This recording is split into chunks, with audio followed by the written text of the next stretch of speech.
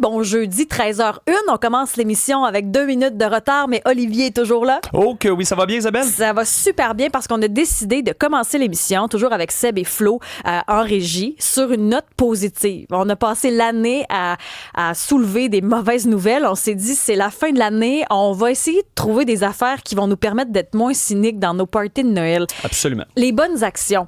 Est-ce que vous en faites? Est-ce que vous en avez vu dans le temps des fêtes? Est-ce que vous avez envie de donner? Moi, je pense entre autres à un de mes caméramans qui, lui, chaque année, va à l'épicerie puis regarde s'il y a un père ou une mère de famille qui a un panier plein, puis subtilement le suit dans l'épicerie, puis quand arrive le temps de payer, paye pour la personne. Ah ouais. Mais le dit pas nulle part, le dit à personne. Nous, c'est parce qu'on passe du temps dans les camions ensemble, puis il me raconte ça, mais personne ne le sait. Lui, il fait ça vraiment par pure générosité. À chaque année, ça lui fait plaisir, puis il fait exprès de prendre quelqu'un qui a le panier plein. Puis c'est pour lui une façon de redonner, puis il le fait de façon anonyme. Je trouve ça vraiment chouette. As-tu des exemples, toi, Ali? Ben, des exemples comme ça, j'ai des amis qui ont déjà fait ça. Tu me fais penser à ça. Là. J'ai quelques amis qui, des fois, sont arrivés. Ben, c'était pas un panier plein, par contre. Là. C'était peut-être juste une petite attention. Pas grave. Mais pas de ce que je réalise, puis tu vas pouvoir aussi le dire, là, c'est vraiment l'aspect de donner aussi, de faire plaisir à la personne devant nous. Ça nous fait du bien, je pense, aussi en ces temps-ci. Absolument. Et c'est vraiment positif. Il y a ça. Puis si jamais vous avez des rabais, là, vous avez des bons deals, comme on dit en bon québécois, là, ce serait le temps de se le partager parce qu'on a des gros repas. Puis il y a une spécialiste des petits prix qui va nous en parler dans les prochaines minutes. Mais on sait qu'au fait, on sous-estime quand quelqu'un nous reçoit dans le temps des fêtes à quel point la bouffe, ça coûte cher. Oui. Donc ça aussi, on va se trouver des trucs là, pour essayer d'économiser. Bref, on commence cette émission de façon positive. Si vous avez envie de nous rejoindre, 187 Cube Radio, 1877-827-2346. Première chose qui nous a fait réagir aujourd'hui, c'est Pierre-Charles Jolicoeur, courtier hypothécaire chez JA Hypothèque. Lui, aujourd'hui, il a décidé de payer l'épicerie. Il paye l'épicerie. C'est ce qu'il fait. Bienvenue à l'émission. Salut, comment ça va? Bon, nous, ça va super bien. Mais là, aujourd'hui, raconte-nous, tu as décidé de donner quoi jusqu'à 100 000 $ d'épicerie? Ouais, exactement, parce que, tu sais, veux pas, moi, je suis dans le domaine du financement, puis je vais être 100% honnête. On doit avoir 50 squelettes financiers par jour. Fait que, tu sais, on voit la réalité de monsieur, madame, tout le monde. Fait que, on sait que c'est pas nécessairement facile pour tout le monde. Puis, ce qu'on a décidé de faire, c'est de donner 100 000 $ total, à peu près 200 $ par famille, grosso modo. Fait qu'on va aider minimalement 500 familles à peut-être idéalement passer un meilleur Noël dû au fait que, tu sais, je pense que s'il y a bien quelque chose qui a pris de la valeur, c'est malheureusement le coût d'une épicerie. Ah oui, c'est fou. Là. On dit, c'est annuellement, là, c'est plus de 17 000 $ pour une famille. Là. C'est gros sur un budget. Là. C'est incroyable parce que je regardais même des statistiques, là, ça disait qu'en 2016, si le panier moyen, c'était peut-être 160 $ pour une famille de 4. Là, c'est rendu comme à 340 $ 9 ans plus tard. C'est fou, là. Puis c'est une réalité que, tu sais, je pense que il y a beaucoup de choses qui sont facultatives dans la vie, mais de manger, surtout dans le temps des fêtes, je trouve que c'est un moment généralement qui est positif, qu'on aime ça en avoir un peu trop que pas assez. Fait que j'ai la chance d'avoir une entreprise qui peut redonner. Fait que moi, c'est ma façon à moi puis mon équipe, de vraiment démontrer que on veut vraiment aider puis redonner pour aider le monde qui ont peut-être un peu moins de sous. Mais là, comment ça marche? On se présente à l'épicerie puis vous arrivez avec un chèque. Comment on se présente aujourd'hui? Là? Dites-nous tout. Ouais, en fait, de la manière que ça a fonctionné, je pense que la logistique, pour être franc, à Maxi, ils ont fait un excellent job. Là, c'était pas évident de savoir comment qu'on va faire ça. Puis, grosso modo, c'est qu'on a un genre de running bill, si on peut dire. Fait que, grosso modo, nous, on a déjà comme prépayé ce montant-là. Okay. Puis, chaque personne qui va rentrer, par exemple que tu dépenses 250 $, ben il y a un 200 $ qui va être enlevé de la facture, mis dans le compte charge. Puis, il y a un 50 $ que tu vas avoir à débourser. Puis, si jamais tu dis, écoute, moi, de 120 $, mais j'en ai assez, ben tant mieux. Ça veut dire que tu vas permettre à quelqu'un d'autre de pouvoir profiter d'avoir un montant supplémentaire, en fait. OK, si j'allais à l'épicerie aujourd'hui puis j'ai 50 $ d'épicerie, ça veut dire que moi, j'ai 50 puis l'autre d'après a 150. Exact, parce que en fait, ça va totaliser 100 000 total. Fait que c'est pour ça que de la manière que ça va fonctionner, je pense qu'ils vont laisser rentrer à peu près une centaine de personnes de la shot. On a fait le calcul que si, mettons, une personne passe en moyenne 2 minutes à la caisse, il devrait être capable de passer 30 personnes à l'heure. À 200 $ par personne, on devrait dépenser à peu près 6 000 $ de l'heure par caisse. Ils ont 3 à 4 caisses. Fait que, tu sais, pour dépenser le 100 000 total, ça devrait nous prendre à peu près 4 heures si vraiment une personne se limite à 2 minutes. Mais là, tu sais, c'est de voir est-ce que le temps de scanner, de payer, d'emballer, de partir. Puis là, jaser avec la personne en arrière, puis dire, ben, c'est fou cette affaire-là. Mais vous avez pas peur qu'il y ait comme 100 000 personnes qui se présentent aujourd'hui? La SPVM, elle va être sur place. Je pense même qu'ils ont barré une partie de la rue justement pour faire en sorte que ça soit le plus fluide possible. On dirait que des fois, tu sais, quand ça faisait un petit bout que j'y pensais que j'aimerais ça qu'on puisse le faire. Puis, tu sais, heureusement, on a été capable de débloquer le budget pour le faire. Mais on dirait que je pense que je réalise pas peut-être l'envergure ou la puissance des réseaux sociaux. Tu sais, moi, j'étais comme, il y a peut-être 200-300 personnes qui vont être là. Mais autant l'SPVM que le Maxi m'ont dit, écoute, Pierre-Charles, je pense que tu comprends pas l'envergure de ce que tu es en train de faire, tu sais. Non, parce que je veux dire, on a vu ça passer sur les réseaux. Là, je veux dire, c'est parce que tout le monde parle de ça aujourd'hui. Là, c'est difficile d'y arriver. Puis là, il y a une espèce de sauveur d'un jour qui arrive. C'est sûr que ça fait réagir. Bon, dis-nous, c'est où, là? Je sais qu'on n'aide pas là, en faisant autant de promos, mais c'est à quel Maxi que vous allez être là aujourd'hui? Ça va être au Maxi Hochelaga. C'est au 4500 rue Hochelaga à Montréal. En fait, là, c'est un nouveau Maxi qui fait pas super longtemps qui est ouvert. Puis je sais que Hochelaga, tu sais, c'est un coin, je pense que c'est pas le plus favorisé de Montréal. Fait que c'est important pour moi de le faire dans un secteur. Peut-être que ça pouvait justement avoir un impact supplémentaire que dans une partie peut-être plus riche du Québec. Puis ça commence à quelle heure? Parce que j'imagine que là, en ce moment, on peut pas y aller. On peut y aller, mais on va payer, là. Exact, c'est ça. Justement, j'étais comme justement en route. Là, c'est pour ça qu'il a fallu que je me parque pour l'entrevue parce qu'il y a plus de trafic. Techniquement, ça va commencer à 5h30 jusqu'à techniquement on a à peu près 9h. Fait qu'on va voir comment que ça va, comment que la rapidité, mettons, de combien de temps que ça prend. Fait que même si ça l'a étiré, ça peut demi-heure, là. Ça se peut qu'à 6h, il n'y ait plus rien, là. Ben, honnêtement, je vais être honnête, c'est ce que je souhaiterais, mais la logique étant que je pense pas que ça fait du sens en termes de quand on compte le nombre de temps versus le monde qui vont passer en caisse. T'sais, si on le fait en 3 heures, je pense que ça serait un temps qui serait quand même très bon, là. C'est sûr que ça peut aller vite, là, parce que comme on disait, l'épicerie, ça coûte plus cher qu'avant, mais je pense quand même puis que ça fait réagir en régie, je vais te le dire tout de suite. c'est Florence. Écoute, moi, par exemple, là, si je suis une auditrice, est-ce que j'ai le droit d'aller me mettre devant le magasin avec mon panier à 4 heures puis de me mettre en ligne avant que ça commence? Ouais, ben en fait, je pense que c'est ce qui va arriver, tu sais, puis même qu'on va avoir des cartes. Exact, identique, là, c'est la même affaire. Je suis pas loin d'y ressembler. Non, mais. On vous confond souvent. Puis dans le fond, on va même avoir des cartes de cadeaux supplémentaires. On va faire comme des petits jeux sur place, c'est peut-être donner un petit peu plus. On va poser des questions à des gens.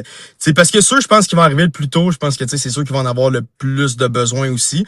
Mais en effet, peut-être qu'il va y avoir un certain line-up. Puis on s'est quand même mis comme un petit buffer. C'est pas 100 000 ben rond, puis on arrête. Je comprends qu'il va y avoir du monde peut-être à l'extérieur qui vont avoir attendu plus longtemps. Fait que c'est sûr, je pense que le plus tôt que le monde va arriver, le plus que ça va être garanti. Qu'est-ce qu'on fait avec les gens, par exemple, qui vont se présenter, puis finalement, ben justement, là, on a atteint le 100 000, puis qu'est-ce qu'on fait? On les retourne à la maison, puis... Me connaissant, je vais avoir de la misère à juste mettre le monde.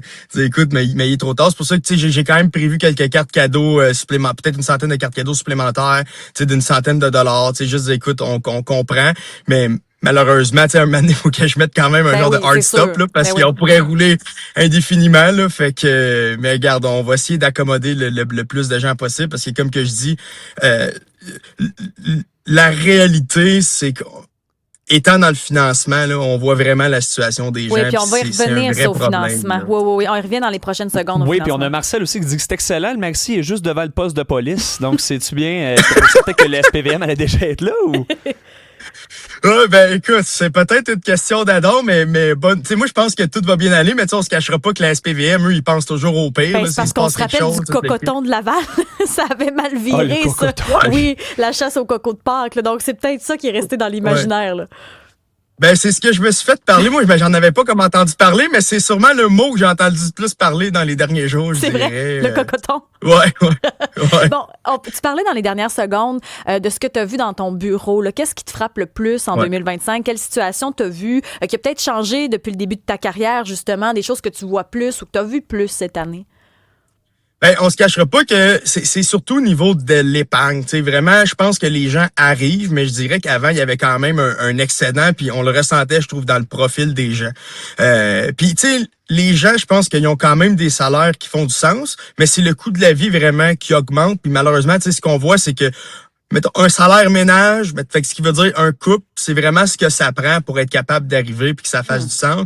Mais je dirais, moi, ce qui a le plus frappé, on sent l'endettement qui augmente, mais même les gens qui sont pas endettés, parce qu'on parle toujours de, ouais, mais il faut pas qu'on aille de dette, mais des fois, même si c'est pas nécessairement de l'endettement, l'épargne est plus difficile à conserver dû justement à les situations financières. As-tu plus même de célibataires? Parce que tu dis qu'il faut être 2 maintenant pour y arriver. Est-ce que tu as plus de célibataires qui vont te voir?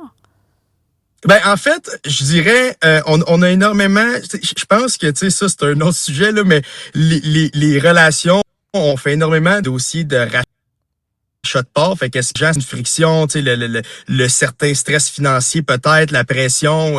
Tu veux pas aussi, on le sent. Puis je sais que ça c'est un autre domaine, mais des fois même, tu sais de chercher un partenaire, c'est rendu que la situation financière est rendue quand même un point important, là. On va pouvoir vivre une belle vie si on est ensemble, tu sais. Fait que je dirais que les couples durent peut-être moins longtemps qu'avant, ou c'est peut-être juste, je sais pas, une vague, là, mais il y a quand même beaucoup de cas de rachat de parts, là. OK. Dans ton domaine, en tout cas, c'est ce que tu observes. As-tu des craintes pour 2026? On est en mode fin d'année, bilan, projection. Est-ce que tu as des craintes pour 2026? Est-ce qu'il y a des choses que tu anticipes? Ben, c'est sûr que, tu sais, veux pas niveau hypothécaire, là, il y a 35% des Canadiens, fait que même pas juste des Québécois, mais des Canadiens qui vont renouveler leur hypothèque. Puis c'est tous des gens qui ont signé avec des taux d'intérêt dans les coins de 1,7, 1,8%. C'est les derniers, si on appelle taux COVID. Fait que oui, c'est sûr qu'il y a peut-être certaines personnes qui vont devoir soit allonger leur amortissement pour garder des paiements similaires ou carrément augmenter leur obligation mensuelle. Puis on a fait différents calculs, c'est peut-être de 100, 200, 300 $ par mois. Fait que ça va être important d'avoir une bonne planification financière parce que pour certaines personnes, peut-être que ce montant-là, c'est peut-être significatif, mais pour beaucoup de gens, une augmentation d'une coupe de 100 $, ça fait la différence peut-être entre épargner à être vraiment, vraiment correct. Fait que je pense qu'il va avoir besoin d'avoir plus de planification au niveau de budget, puis de savoir est-ce qu'on est correct pour arriver, puis où est-ce qu'il va falloir qu'on coupe. Puis c'est important d'affronter la situation, parce que des fois, tu sais, l'argent, tu sais, c'est toujours un peu délicat. T'sais, on veut pas en parler, tout le monde a l'air de bien aller, mais tu sais, c'est correct de dire, écoute, moi, j'ai peut-être besoin de me serrer la ceinture, puis de pas avoir peur de le dire à ses proches. Tu sais, regarde, on est dans une situation financière qui est plus dure, puis ça va enlever un certain stress. Puis c'est pas parce que tu vis une situation plus difficile actuellement que ça va toujours être le cas, mais c'est important, par contre, de pas la fouer puis la nier. Mais ça, c'est important parce qu'on dirait que quand on regarde la vie des autres, les autres ont tout le temps l'air de bien aller. Donc, c'est vrai que des fois, il y a une espèce de tabou autour de ça.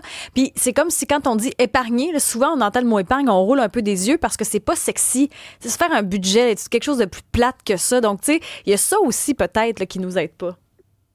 Ben, à 100%, on se cachera pas que de l'épargne, c'est que tu fais un peu disparaître ton argent qui est dans ton compte pour, on espère, plus tard pour avoir une belle retraite. Fait que des fois, quand on a de la misère à venir arriver, mais c'est difficile de venir faire justifier un petit peu cette portion-là. Puis, pour revenir aussi mettons, sur l'aspect que quand on regarde autour, tout le monde a l'air correct. Souvent, c'est les gens qui sont parfois soit les plus endettés. C'est pas toujours tout rose. Chaque personne a leur problème. Puis honnêtement, l'avantage que, mettons, j'ai, c'est qu'on est capable de vraiment dire, OK, tu vois, finalement, là, tout le monde a un peu ses propres problèmes. Fait que c'est entre guillemets, un peu rassurant. De ce que je veux dire par là, c'est que quand, mettons, que tu peux pas voir la situation financière des gens, t'es comme, Colin, dans le fond, je suis le seul qui a de la misère financièrement. Tout le monde autour de moi va bien. Mais c'est beaucoup plus important, de vivre, je pense, une vie plus modeste, mais mais d'être plus confortable que de devenir esclave. On essaie ça comme mantra. Bon, Pierre-Charles Jolicoeur, rappelle-nous où est-ce qu'on peut aller pour cette fameuse épicerie gratuite là, qui va créer commotion. D'ailleurs, savez-vous combien de policiers vont être sur place pour gérer ça? Ça a l'air qu'ils ont parlé de quelques équipes, mais je sais pas, une équipe, c'est combien de personnes. Fait que, quand même. Je sais pas exactement. Ouais, exact. Fait que ça va être au max. Rappelle-nous l'adresse. Ouais, ça va être au 4500 rue Hochelaga à Montréal, au Maxi, plus précisément. Oui, Maxi. Bon, ben, merci de ton passage à l'émission.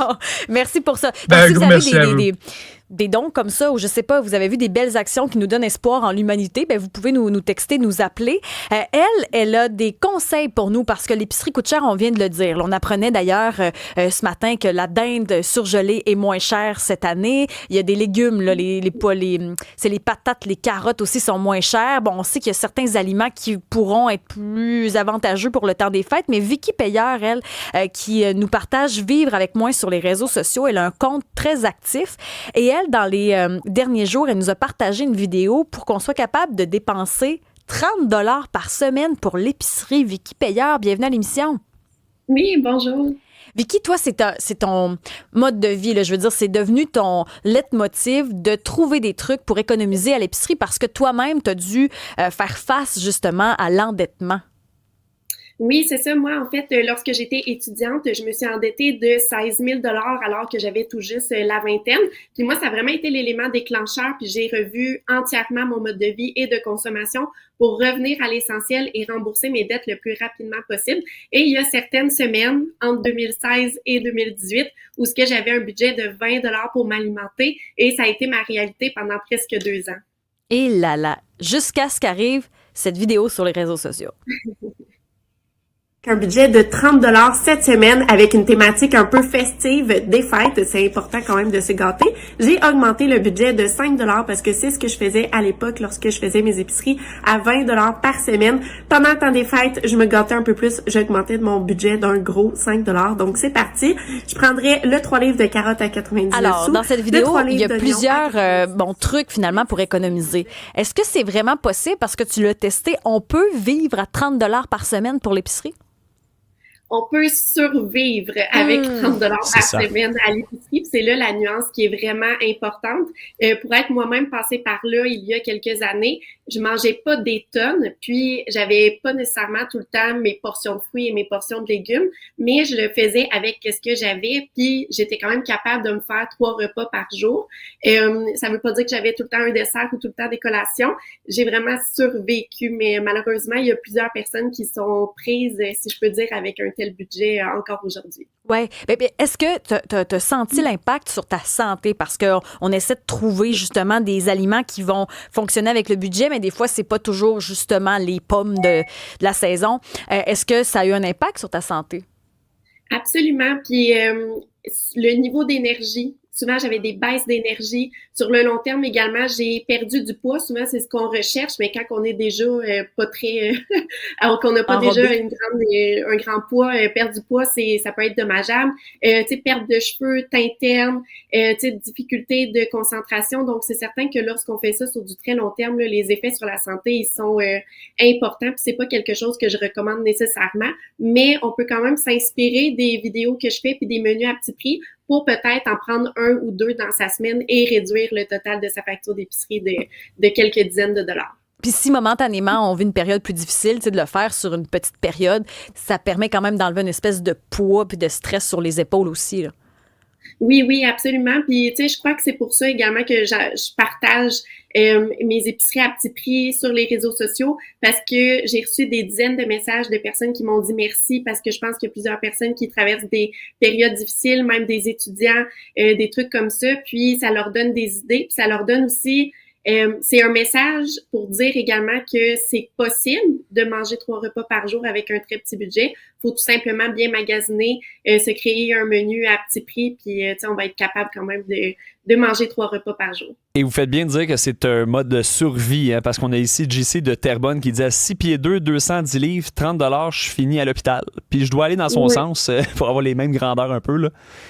Oui, non, absolument. Fait que, tu sais, c'est une épicerie de survie. Puis, tu sais, moi, j'ai passé par là. Donc, tu sais, je sais que pour moi, ça fonctionne étant une femme, tu sais, début vingtaine, qui mesure 5 pieds 4. Mais c'est certain que là, tu sais, pour les hommes qui travaillent peut-être dans la construction, qui ont besoin d'une masse de calories, là, ça, c'est certain que ça fonctionnera pas. Mais quand même, ça peut donner des idées. Bon, là, on reste dans le positif, là. On est dans une émission positive. Donne-nous tes trucs, justement, pour le temps des fêtes. On va recevoir, même ceux qui ont les moyens, là, ça fait pas de mal à personne d'économiser, là. Donc, qu'est-ce qu'on peut faire pour la prochaine semaine, les 2 prochaines semaines? Il y en a qui vont recevoir du monde dans le temps des fêtes ou il y en a qui vont essayer de s'alimenter avec peu d'argent.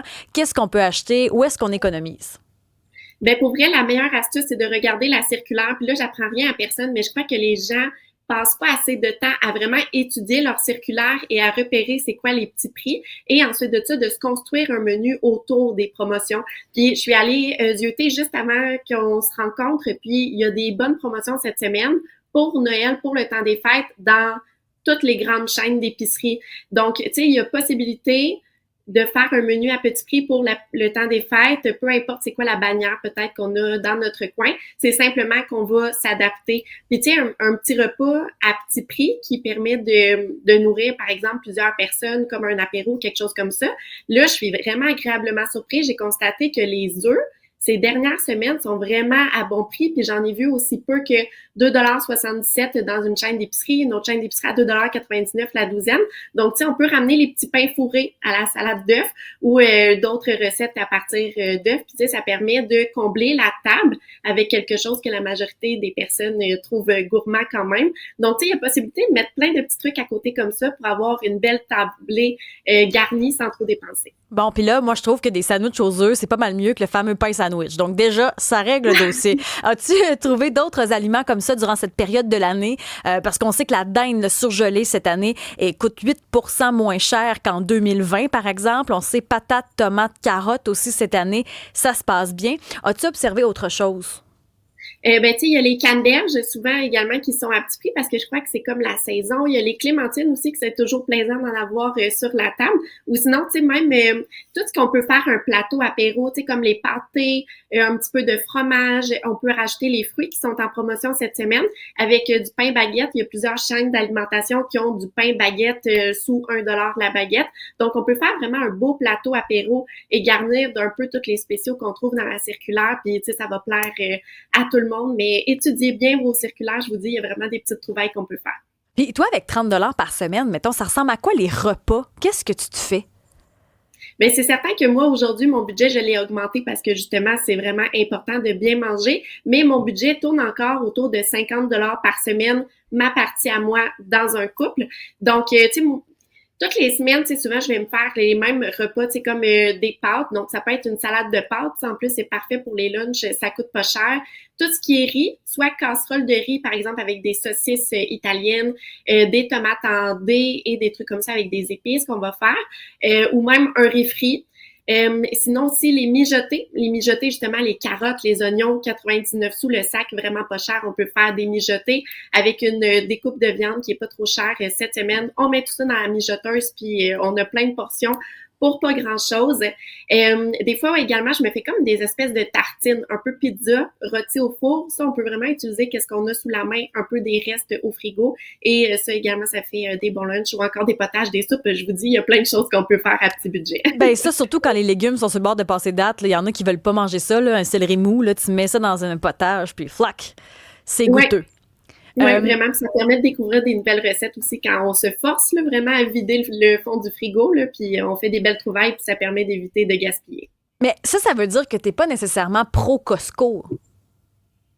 Et oui et non. C'est une question qu'on me pose souvent. Moi, je trouve que le danger avec Costco, c'est que ça amène justement à la surconsommation et d'acheter des très, très grandes quantités. Puis aussi, c'est que lorsqu'on va là-bas, ben on va avoir tendance à mettre plein de choses dans notre panier. Puis tu sais, c'est minimum 10, 15 $ par item, donc ça peut monter assez vite. Par contre, il y a certains items que ça peut valoir la peine. Et moi, je me concentre vraiment sur les ingrédients qui sont bruts.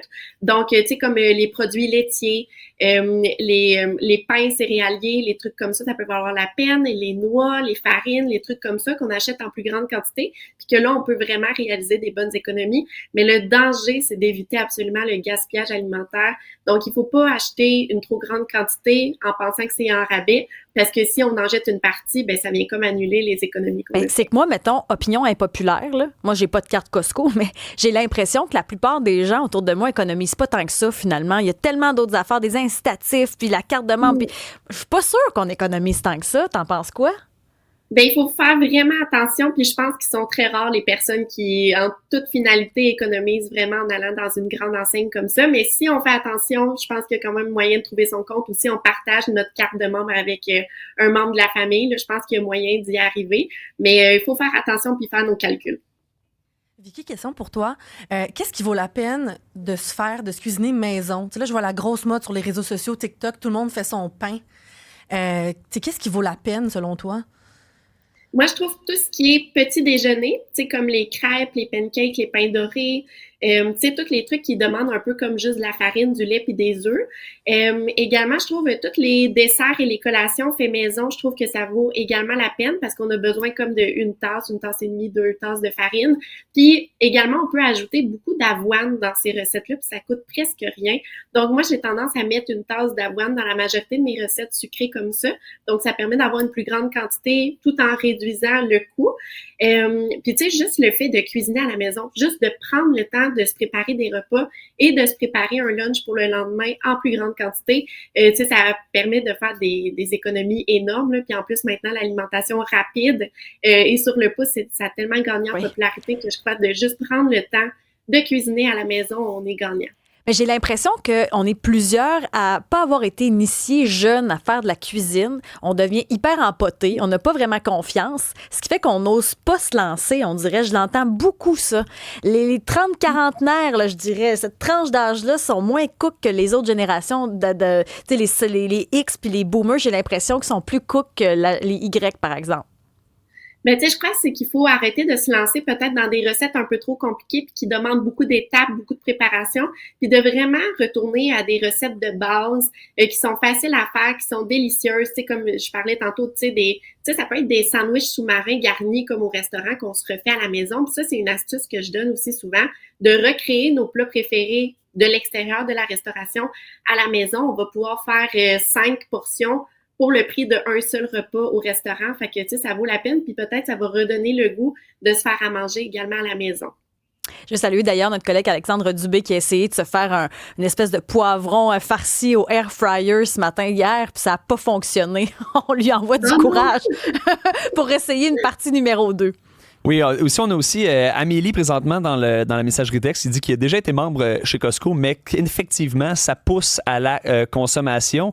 Et aussi, j'aimerais aussi vous demander, est-ce que niveau discipline, parce qu'il y a deux disciplines en fait à avoir, là, autant niveau dollar, mais aussi prendre le temps, à quel point vous êtes discipliné pour aller seulement à 50 $ par semaine pour faire de la nourriture? Combien d'heures de recherche? Oui, aussi. Ben dans le fond, moi, je fais un petit tour des circulaires, tu sais, comme le jeudi, là, souvent quand les nouvelles circulaires sortent. Puis je fais juste regarder souvent la première et la deuxième page de toutes les circulaires. Puis déjà avec ça, je sais c'est où que je vais aller faire mon épicerie. Et après, c'est que je me note sur une feuille toutes les promotions qui m'intéressent et qui sont pas chères. Donc, tu sais, l'exercice me prend peut-être une quinzaine de minutes. Mettons que je suis bien pressée, là, je suis capable de le faire en 5 minutes. Mettons que je prends mon temps, ça va être un 15 minutes. Puis si je suis pas inspirée, ça va être un 20 minutes. Puis après ça, tu sais, je fais ma liste d'épicerie, je complète avec les ingrédients qui me manquent et tout. Je fais le calcul, le total, combien que ça va me coûter. Puis j'essaie tout le temps d'arriver, tu sais, un 10% en dessous de mon budget d'épicerie par semaine. Comme ça laisse une marge de manœuvre à l'épicerie. Ou si jamais on voit quelque chose en promotion qu'on avait manqué dans la circulaire, ben on peut le prendre pour le cuisiner cette semaine ou faire un petit stockage à la maison. Mais tu sais, j'encourage pas non plus de faire de trop grands stockages parce que ça aussi, ça peut amener du gaspillage. Ben oui, puis on oublie. C'est ça. Puis à un moment donné, ça goûte le congélo. Des fois, quand on a trop de trucs dans nos congélateurs, ça finit par ça change de goût. Des fois, on oublie qu'on a acheté tel type de canage. Mais moi, ce que je retiens, 20 minutes, t'as fait le tour des circulaires. Et j'ai fait mon menu aussi. Oh! Moi, dans ma tête, ça te prenait comme un 3-4 heures par semaine. Là. Non. Mais tu sais, après ça, il faut le cuisiner et tout. Mais moi, j'aime ça quand c'est prêt rapidement. Donc, tu sais, les recettes que je cuisine, là, souvent en 30 minutes, c'est cuisiné, préparé, mis sur la table. Fait que tu sais, je cuisine pas tant que ça pendant la semaine parce que mes choses sont quand même rapides à faire. Mais créer son menu, là, ça peut être assez rapide. Puis maintenant, pour aider les gens aussi, il y a l'intelligence artificielle qui est vraiment étonnante et qui permet de faire un menu à partir des circulaires. Ouais. C'est plusieurs abonnés qui m'ont parlé de ça, puis je l'ai essayé moi-même, puis c'est vrai que c'est vraiment inspirant, puis même ça peut nous donner des recettes, puis puis j'ai une amie qui a essayé aussi une recette donnée par l'intelligence artificielle, puis ça l'a super bien fonctionné. Ouais, c'est ça. Fait que c'est vraiment. C'était quoi la recette? C'était des barres granola. Tu sais, comme avec des Rice Krispies puis des trucs comme ça. Puis elle a demandé une recette à ChatGPT en utilisant qu'est-ce qu'elle avait sous la main. Puis il lui a donné une recette puis le résultat était délicieux. Ah ben, on prend le conseil. Hein, Vicky Payeur, vivre avec moins. On te suit sur les réseaux sociaux. On te souhaite de joyeuses fêtes. Oui, merci à vous. Merci beaucoup. D'ailleurs, parlant de fêtes, qui a encore une ligne fixe à la maison? Est-ce qu'il y en a encore?